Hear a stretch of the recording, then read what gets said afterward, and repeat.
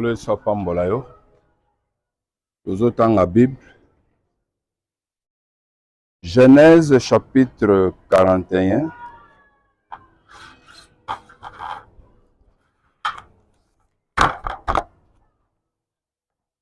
Genèse chapitre 41, versets 50 à 51. Tozana Moussala, Tozolobela sur les grands thèmes. Il faut que je fasse tandis qu'il est jour. Et Tozana sous point où Tozolobela sur la condamnation où il faut peser les couleurs bateau na ba famille à partir de combo ou bateau bazozwa.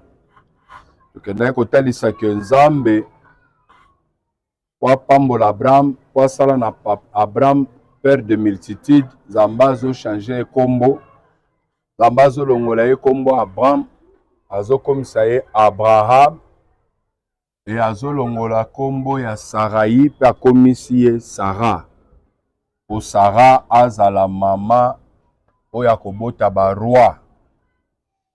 Et tolobaki que diable voyant tout ça, diable a imita kanyon soana et na kata ba famille na biso nde tozo kuta ba kombo ebele zo condamner biso, ba kombo ebele zo peser likola ba vie na biso. Eza ba kombo yo to hérité, ba kombo yo ba pesi biso, ba kombo ba camarade ya ba parents, bande ko ba parents, ya ba parents. Et parmi ba kombo ebele, eza ba kombo e condamné ba vie ba tout de génération en génération. Et tu peux faire un exemple et place auto komi to zolo belasiko kombo ya homo. C'est-à-dire soki homo na yo azalaki mabe, homo na yo vio amenaki, soki ba pesio kombo na ye, mbala mingi tolobaka mwana opani bo pesaki kombo ya sœur Jeannette. Mono alandi makambo ya Jeannette mobimba. Pourquoi? Parce que kombo soki bazo bengango ebendaka viwana kati ya mutu.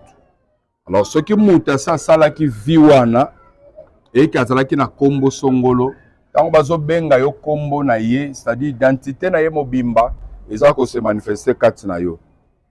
Genèse 41 50 à 51 natangi na kombo na Yesu.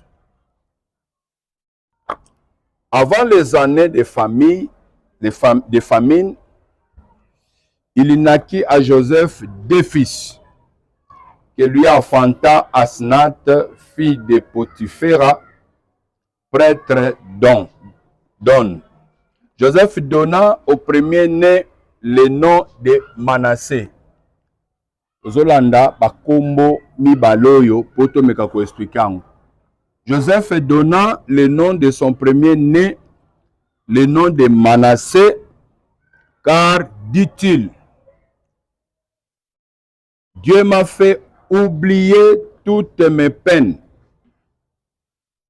et toute la maison de mon père. Sokotali, explication à komba mwanoyo, Manassé, Joseph a fait référence à kombo yo, azoloba que kombo na ye ezo signifier que Dieu m'a fait oublier papa sinyo sonazalaki nango pepa sinyo sonamonaki na ndako papa na ngai. Soko tali papa si Joseph akutani nango, Joseph abandi bitumba na ndako papa abotiye. Azolota ndoto liboso. Toko ofanda. Ndoto liboso azolota nini azomona ke ba se retrouver na bandeko na ye, bazo sala misala, mais gerbe de fleurs na ye était mis au milieu et ba gerbe nyonso de fleurs ya bandeko na ye et ye entouré ye ezogumamela gerbe de fleurs na ye. Alamuki ayebisi ndoto wana na famille. Azolota ndoto mibale, azomona le soleil et la lune et les étoiles bazogumamela ye. Aya yebisa ngo lisusu na famille. Et papa Jacob à ce moment-là azoke n'est plus là pour dire bandoto zolota et l'axinine. Tu veux dire que moi et ta mère et tes frères tokoya koguma melayo. Likambo étoile motu to pe étoile nzamba pesaka pa bana e dépendaka na papa teni mama teni mutamukile. Parent koyi kozala étoile munene te mais nzamba salike na bana na ye bana babotama baza ba étoile bataminene. Baboti bakoki kozala bazwaki ba moyen mingi te mais nzamba apesi yango tamusu pa bana. Et c'est vice versa nde nzamba atambusaka makambo. Mais malgré papa Jacob a siliki a lobi la Bible qui est plus loin zolobake son père gardait le souvenir ya basonge oyo. Pourquoi? Poza mutu na nzambe ayebi basonge ndenge etambolaka pe ayebi nzamba alakisa ye makambo pe ekokisama. Biloko ye amonaka pe ekokisami na vi na ye akoma omona ke mwana pe azolota makambo ekesalema. Ekokai kozala crainte bandeko na ye, même crainte baboti na ye, mais akokai kosala eloko moko te po empêcher yango kesalema te. Et fin de fin ekokisama eka bongo. Mais pasi ya liboso oyo Joseph azoloba bapeine ebandeli na famille pasi abimeli nde famille ezoteka ye azoteki wapi na baismaélite bakei na ye ti bateki esusu na Égypte. Na Égypte a se retrouvé na ndaku ya Potifar. Et moi sa Potifar mokonzi azobota problème na kati ya ndaku okosela Joseph makambo ki alingaka bima na ngai. Et la logique wana bazozwa Joseph bazokanga ye bazotya ye na kati ya prison nini ya ndolo esika moko na bagénéraux mibale bazalaki soupçonné ya koluka koboma roi. Et na kati ya prison wana Joseph azolimbola bandoto ya batu mibale oyo. Alimoli ndoto ya généraux liboso pe ya mibale et moko azui délivrance pe moko azui condamnation nzamba abomi Pharaon abomi après 3 jours. Et nde ezoya kosalema na bapasi nyonso amonaki nzamba ye kosala ke azorapele na prison po ya kolimbola bandoto et via Joseph ezo changer ce jour-là. Joseph azokoma mokonzi après Pharaon na kati na Égypte nde Joseph. Joseph aye ko arrivé na moment pe abali bapesi ye pe mwasi aboti bana mibale. Et na bana mibale aboti comme moboti nyonso ndenge pe salamaka pa na biso babantu bazozwa mwana bazopesa kombo. Na kati na bakombo tolobaki ke kombo ekoko kondane moto bakombo ba circonstance. Ribin bapesa kombo ba circonstance moboti na zoloba je t'ai humilié. Mobali na nga bana okipe ngate mwana oyo kombo na Ribin. Et tomoni ke Ribin na suka na place que papa pambola ye Ribin azui malédiction ba modiri ye ba humilier ye. Tozomona ba komba ba signification négative. Topesaki exemple. Tozomona Nabal. Mwasine Abigail azoloba Nabal est son nom, il est comme son nom. Il y a de la folie na kati na ye. C'est-à-dire na Nabal, c'est un homme méchant, dur, un homme hasard pas de bon sens. C'est-à-dire hasard na folie moko liboma moko dans un incompréhension moko ondimate. Ndete yoko koma na étape o tozolobela sikoyo ba homo, c'est-à-dire ndoyi. Tomi tunaki pe ba question que est-ce que ko kozala ndoyi ya moto ba pesa komo? Ole so pambola. Est-ce que ko kozala ndoyi ya moto ba pesa komo? Lelo ezake mwana nyonso azobotama papa azopesa kombo na ye mobimba. Mama pa pesi kombo mobimba soki ba pesi ya mama ya moboti to pe ya papa ya moboti. Est-ce qu'il faut na connaissance la parole de Dieu? Est-ce qu'il faut yozala homo ndoyi ya moboti oyo? Est-ce que faut nazala pena ndoyi ya moboti ya boti biso? Po déjà naza na makila na ye epesinga déjà bondoyi. Vouloir ou pas na makila na ye. Est-ce qu'il faut na bakisa lisusu hotel ya kombo ya moboti nanga epese lisusu. Cependant tolobi ke eza na bato bazo souffrir na bakomba moko multiple o bakotika lozola ngo solution te. Peut-être osatakaka trop na makambo etali makila na yo, ame na yo za délivrance po makambo ya famille kweya. Mais bato bele ba ignoraka ke kombo kaka famille o baza nango nde kombo wana eza hotel mobimbo ezo détruire bango pe ezo condamner bango. Joseph pas ki na kombo mais kombo ne ezalaki malamu. Mais Jacob pas azalaki na kombo ye papa mais kombo ne ezalaki compliqué. Kombo ne memela ye ba difficulté. Kombo ne compliqué vie na ye mobimbo. Kombo yo eza nango eza ya homoni. Kombo eza nango. Bapesa kombo anani? Vine ezalaki ndeni. Omona yo atambola ndeni. Eza na batu mususu lelo yo eza omona ye. Azalaki criminel, bandi. Asala ba crime ya minene. Asala ba événement ya kosakana te. Mais po akoli kindoki nyonso aki nango na bomwana batu babosani pango ke bakanga ye bandoki atémoigna kindoki aloba makambo wana nyonso. Donc po akoli kindoki wana esili akoko bota pe bana azopesa kombo ya ye tout comme pe loko akoli atangi pe classe abando sala on dirait kindoki nyonso aki nango na bomwana esili lelo pe ndeko ne mususu akoko sepela pesa bana na ye kombo ya ndeko oyo.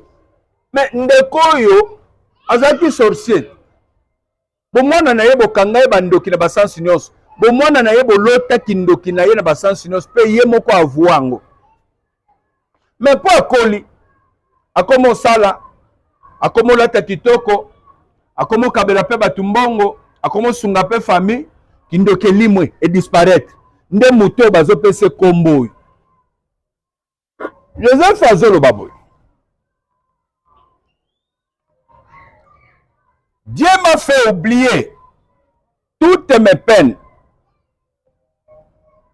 et toute la maison de mon père.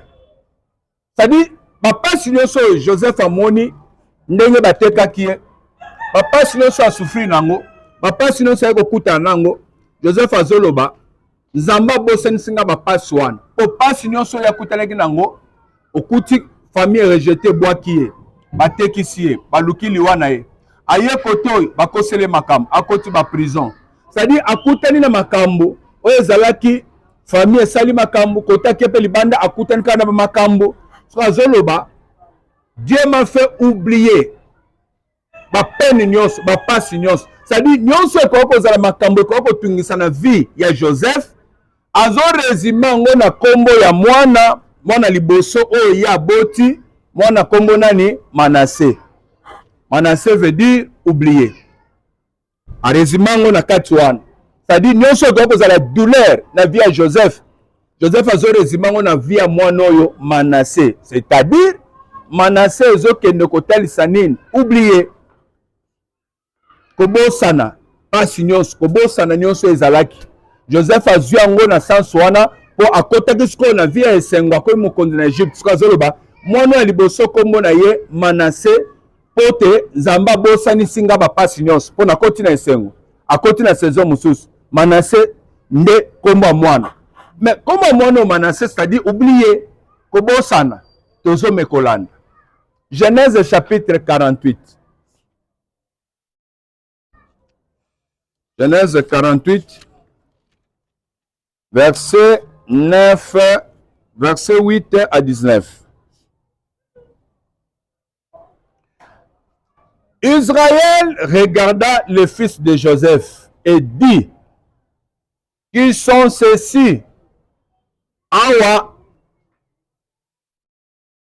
Israël, c'est-à-dire Jacob. Jacob, bake bazuye na Égypte, na Cana, baye na Égypte, pas moi na Joseph nenga sengaki, po Joseph abokola moboti na ye. Nde baye na Israël na kati na Égypte. Na rencontre na bango Bible solo baboy. Israël regarda les fils de Joseph tant bakutani et dit, qui sont ceux-ci? Joseph répondit à son père, ce sont mes fils que Dieu m'a donnés ici. Ce sont mes fils que Dieu m'a donnés ici. Banango banani, Ephraim, na Manassé. Ce sont mes fils que Dieu m'a donnés ici. Israël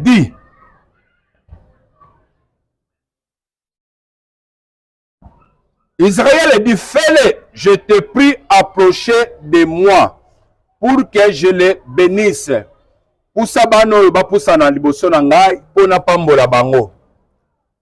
Les yeux d'Israël étaient apaisantis. Papa sa kolaki, mis ses hommes bien par la vieillesse. Il ne pouvait plus voir. Joseph le fit approcher de lui et Israël leur donna un baiser et les embrassa. Israël dit à Joseph, je ne pensais pas revoir ton visage parce que babaki okufi, mais je pleurais.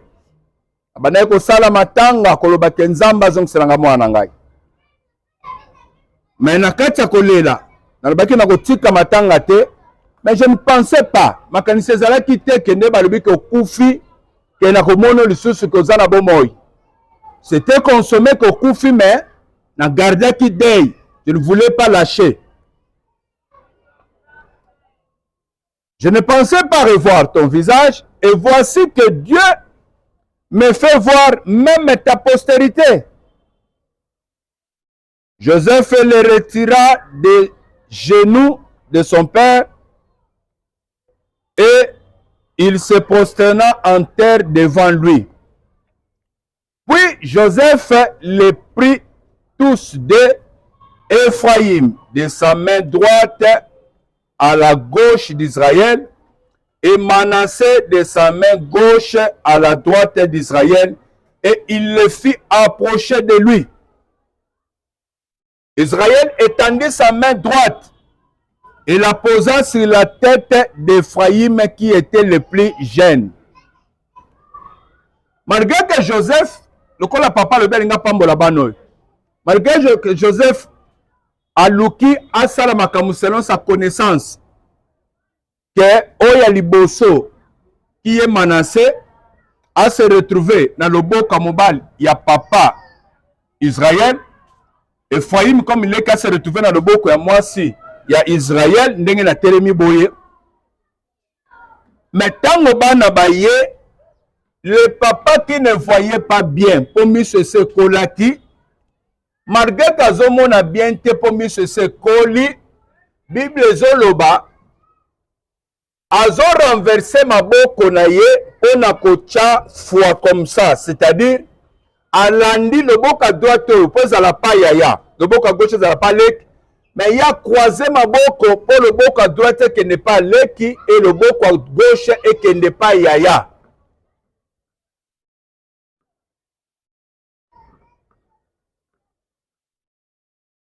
Et il le fit approcher de lui. Israël étendit sa main droite et la posa sur la tête d'Ephraim, qui était le plus jeune.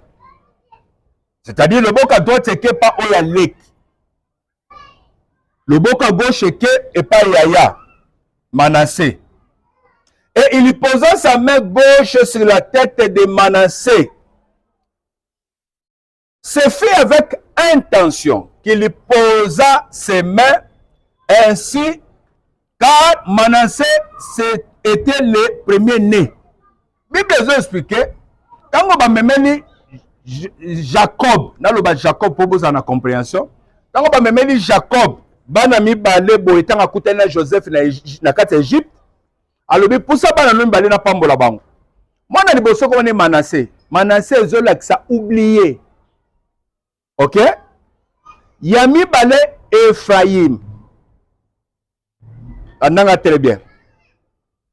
Natango ba pusi bana posi kwa pambola bango. Malgré miso se kolaki azomona soubiente, Bible zoloba, Joseph a arrangé très bien que mon liboso azala na loboka droite ya papa na ye Jacob. Mono yami balé Ephraim azala na loboka gauche ya papa na Jacob. Mais tant que poussé bana, bah y est pas Jacob. Jacob n'a pas ce cas sur le bok. Il y a mon balai tcha et pas moi dans le bosso. Oh il y a le bok à moi ça tcha pas moi dans mi balai. Jacob a joué à Tcheboy. A imposé ma boko na façon oi. Or, mais Bible les ont confirmé sur le bas. C'est fait avec intention que Israël, c'est que Jacob, Israël fit cela. C'est-à-dire, il fit ça avec connaissance. Asaliango, avec connaissance, moko ya lingi, a paix sa place ouana. Donc, azo tike loko moko, azo poser quelque chose, azo kendeko bénir, azo tika présence moko ezo sala mawana spirituellement par rapport ya vision na ye comme mutuna nzambe. Lorsqu'à croisé maboko, le boko à droite c'est pas lek, le boko à gauche c'est pas ya. Réaction ya papa ya bana wana Joseph ezanine. Papa azo le baboy. C'est fait avec intention que Israël imposait les mains parce que Manassé était le premier-né.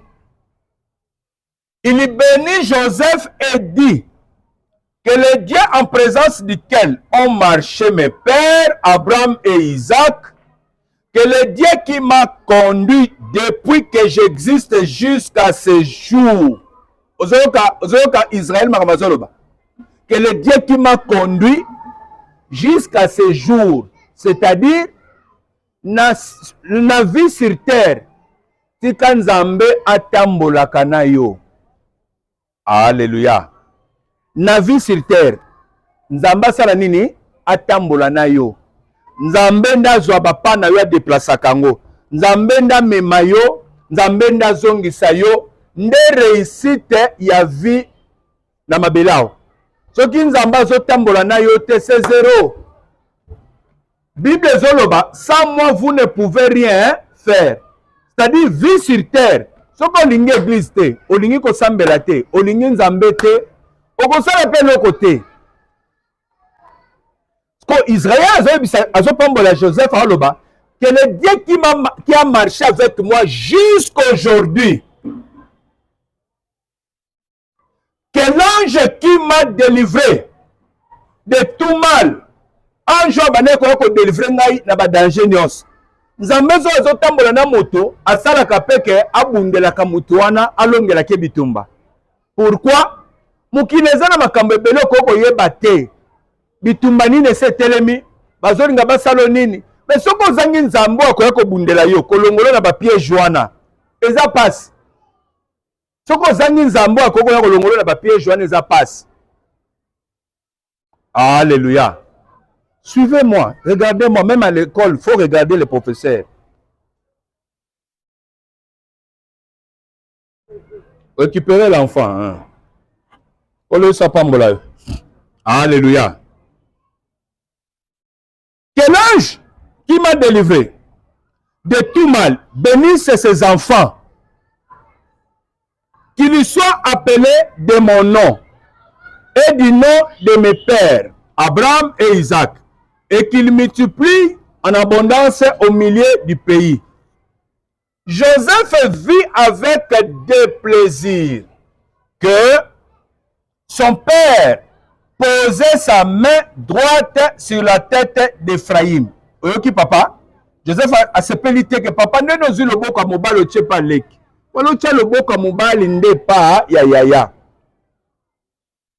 Il saisit la main de son père pour la détourner de dessus la tête d'Ephraïm et la diriger sur celle de Manassé. Joseph aya kangi le boka papa o echamaki likolo ya leki azozonga albite papa oko sala bote le boka ofeza la pa ya. Tango aluki a résister papa na bango, papa azo répondre. Écoutez-moi très bien. Et Joseph dit à son père, pas ainsi mon père, boyete papa, car celui-ci est le premier-né. Pose ta main droite sur sa tête. Son père refusa et dit, je laissé mon fils. Oyo nazo sala, yo yebi te. J'ai laissé mon fils Joseph. Ce que je fais, j'ai laissé mon fils. Je laissé. Lui aussi deviendra un peuple. Lui aussi sera plus grand que lui. Et sa postérité deviendra une multitude de nations. Jacob, Israël, aboyi alobi, na yebelo nazo sala. Bénédiction yo nazo tia lelo.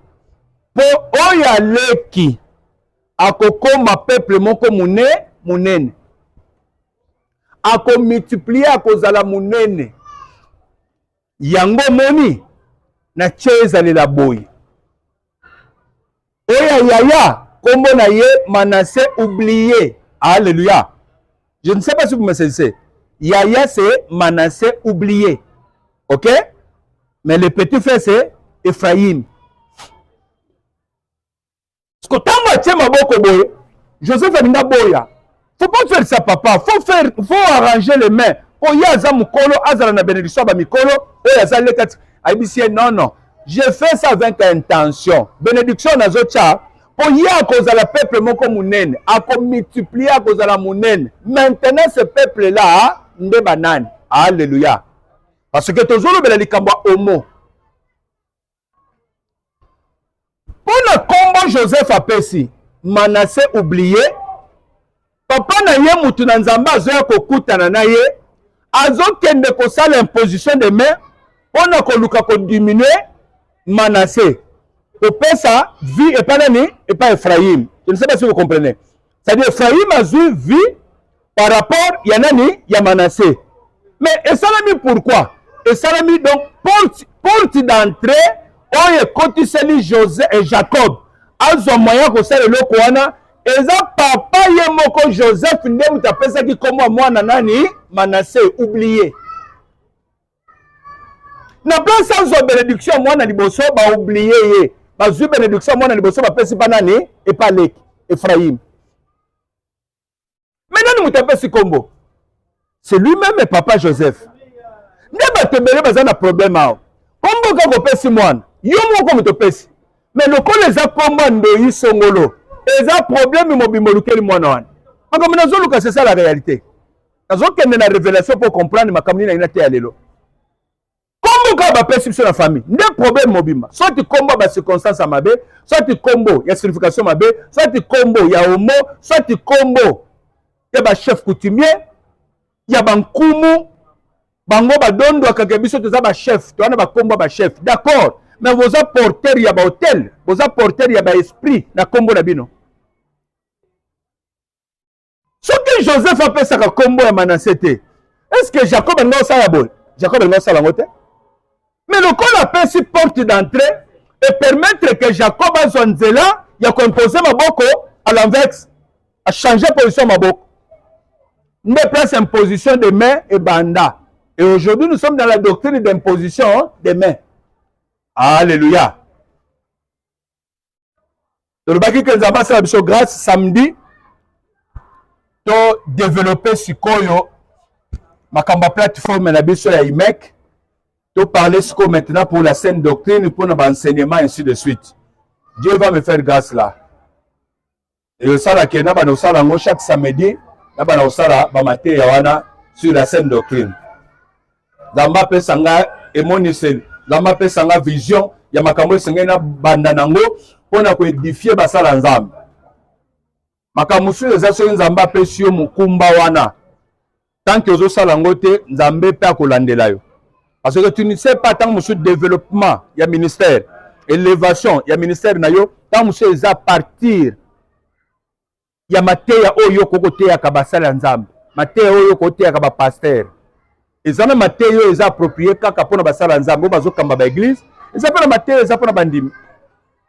Et ce que nous avons sali grâce au comme à niveau à côté à Kabasala Nzam. Nous avons pensé dans la prophétie que il faut Kabasala Nzam.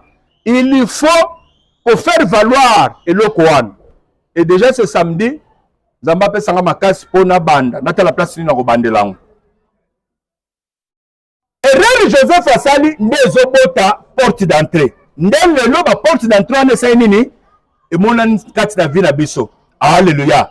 Alors, Joseph azokende résister papa, papa zoloba, je fais ça avec intention.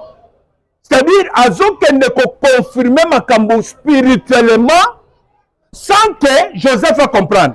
Sans que Moutoumou va comprendre que c'est spirituellement que Jacob a confirmé prophétie. A confirmé eloko oyo que ça le matin la nouvelle alliance, tina nouveau testament.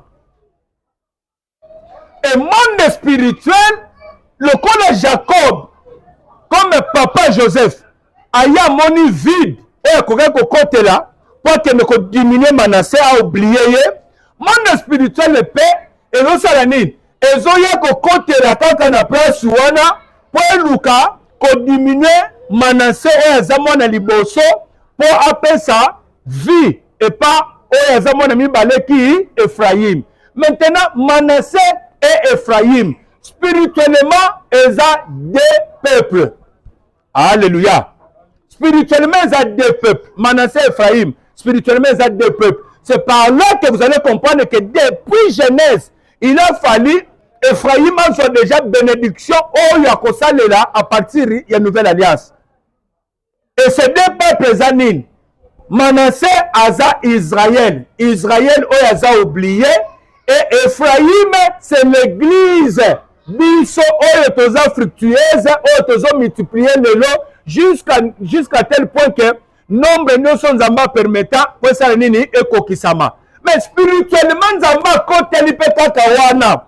Comme moi na liboso Israël, ba oublier par Nzambe, na zui biso les nations pour Lucas sauver biso. Mais et ça veut dire pourquoi? Nzamba zoli kaka porte ya kokota porte Israël wana abimi comme homo ya Manassé. Alléluia.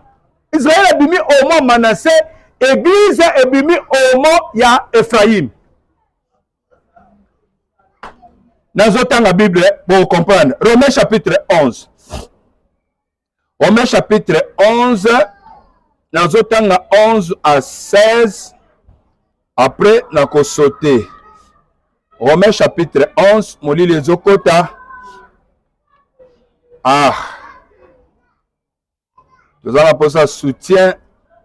Bato bako soutenir biso andimika ke yende. Azala posa chesa courant. Ozo chesi courant na kata matera no kita. Ako pompe. O biloko olobeza. Que bengi biso ka bolobi combien? Te bisi yo montant o cheli biso lumière na kata église. Romains chapitre 11. Que dit la parole de Dieu? Verset 11, Zokita. Romains chapitre 11, verset 11, Zokita. Bible Zoloba. Je dis donc, est-ce pour tomber qu'ils ont branché? Loin de là.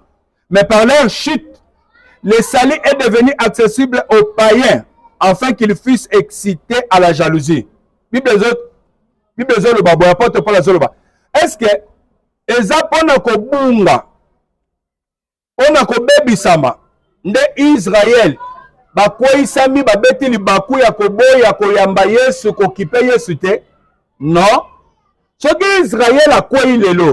Ce que Israël a oublié. Comprenez, hein? Ce que Israël a oublié par Nzambe, eza pamba te eza po lobiko est comme accessible na ba païen. Biso bato tozalaki ba Yuda te, tozalaki ba Israélite te. Otobika, il a fallu Nzambe a oublié Israël. Au moment que Israël abimi Manassé, oui ou non? Et puis vous comprenez. Qu'est-ce qu'on a révélation? Israël abimi Manassé, église, ba nation, abimi Ephraim. Or, si leur chute a été la richesse du monde et leur amondissement la richesse des païens, combien plus en sera-t-il ainsi quand ils se convertiront tous?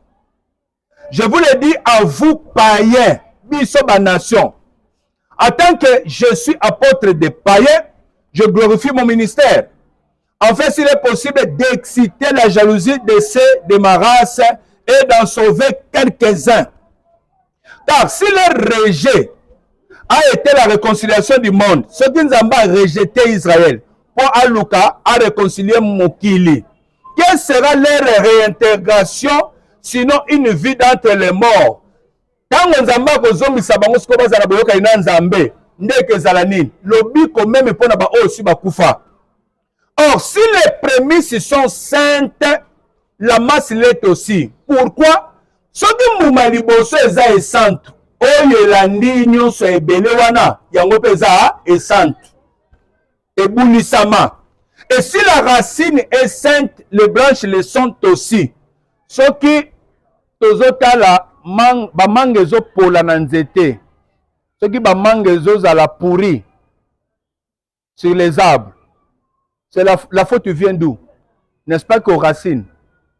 Hein? Lorsque nous retrouvons des mangues qui sont toujours pourries au-dessus là-bas, la faute vient, la faute sort d'où? C'est de la racine là-bas. Maintenant, la Bible dit ceci. S'ils sont rejetés, s'ils sont oubliés, c'est à cause des païens. C'est-à-dire, c'est à cause que le salut soit accessible à qui? À nous les païens. Et apôtre Paul dit que tous on pas battu tout négligé, ceux qui nous ont battu Israël, à bon sani bango comme Manassé, et ça pour biso, ma nation, tout ça nine, tous ont le biko, tout bikisama. Alors, ceux qui déjà, moumana bango liboso, aza et santu, oye ba kenyo se tikali pe baza banani, ba santu. Moumana bango liboso aza mo santu zanani, Abraham, leur père, leur ancêtre. Nde Abraham nde akutani na Nzambe basali alliance aboti Isaac aboti ba Jacob aboti 12 tribus. Alors le col Abraham Nzambe atanga ki mo santu automatiquement ba koko na nyonso batanga mi pe banani ba santu. Je ne sais pas si vous comprenez. Le col Abraham est Dieu l'a considéré juste, automatiquement tout Israël aussi baza considéré comme des justes. Alléluia. Verset 25. Car je ne veux pas, frère, que vous ignorez ce mystère, afin que vous ne vous regardiez point comme sages. Vous les nations, vous ignorez ma kambo nazote yate, vous mimona tondi boza mayele koleka. C'est qu'une partie d'Israël est tombée dans l'endurcissement jusqu'à ce que la totalité des païens soit entrée. C'est-à-dire, Ndambo Israël est côté dans l'endurcissement. Yakoboya makamba Yesu pour ba païen totalité ya nombre ba païen et sengeli babika ba kota na kati ya lobiko o Nzamba bongisela bango et ainsi ce qui nombre ane kokisami tout Israël sera sauvé selon qu'il est écrit le libérateur viendra de Sion et il détournera de Jacob les impiétés. C'est-à-dire mabe ezoya na Jacob ezoya na Israël po basala mabe ndenge basala mabe lelo Nzambe ndako détourner mabe eza effort ya bayuda te po balongwa na mabe mais Nzambe ndako détourner mabe akolongola mabe ezala lisusu pa na bango te Nzambe ko détourner mabe ezala lisusu te katikati na Jacob katikati na Israël et ce sera mon alliance avec eux lorsque j'ôterai leurs péchés. C'est-à-dire Nzambe mutatiki bango bakweya na endurcissement wana bakweya na mabeo bazanango bakweya na ignorance bazanango bakweya na lisumo bazanango ya koboya Yesu boboma ye bo crucifier ye to na posane te makilane ezali kwa mutu na biso d'accord mais nyonso esalemi wana Nzambe permettre ça le mabongo po bapayen babika nombre bapayen babika Nzambe ye moko nde akoya kolongola pe mabe wana kati na bango po na nini po Nzambe nde permettre mabe kanga bango po biso ba nation to bikisama. Mais pourquoi? En ce qui concerne l'évangile, ils sont ennemis à cause de vous. Na o etali le banzambe lelo évangile o Yesu aye nango o bapote batei biso bango baza ennemi ya Nzambe po bandima bango te bango bazondima makambo ya Moïse bandima kango te bazoboya yango bazoyina yango bazosabota yango mpona nini po biso tondimela yango c'est-à-dire Nzambe mutu atie bango na position na po permettre biso tondimela l'évangile. Mais en ce qui concerne l'élection, en ce qui concerne le choix de Dieu ya kobikisa bango, Ils sont aimés à cause de leur père. Balingama à cause de papa na bango Abraham, Isaac na Jacob. Nzamba linga bango nyonso na Israël nyonso. Donc baza déjà sauvé, baza ya kobika. Car Dieu ne se répand pas de ses dons et de son appel. Nzambe ne se répand pas na don ya salaki bango ayebisa Abraham obikisa motangisa mi mosanto. Na appel wa benga Abraham po abikisa esani makambo nyonso. Dieu ne se répand pas de ça. Nzamba ça salaki na bango ango. Mais tout ça c'est quoi? Jacob a un moyen. Il a imposé maboko. À l'inverse, à Zunek, à Pambolier, à l'élevé, Yaya, à Kitisie, à Zokende, Kotombola qui a dominé, à l'obé à cause de la peuple mounene a multiplié. C'est-à-dire, Ephraim, Ezali Kamanini, il y a multiplication. Alléluia. Ephraim, Ezali Kamanini, multiplication, il y a multiplié à cause de l'ébélé.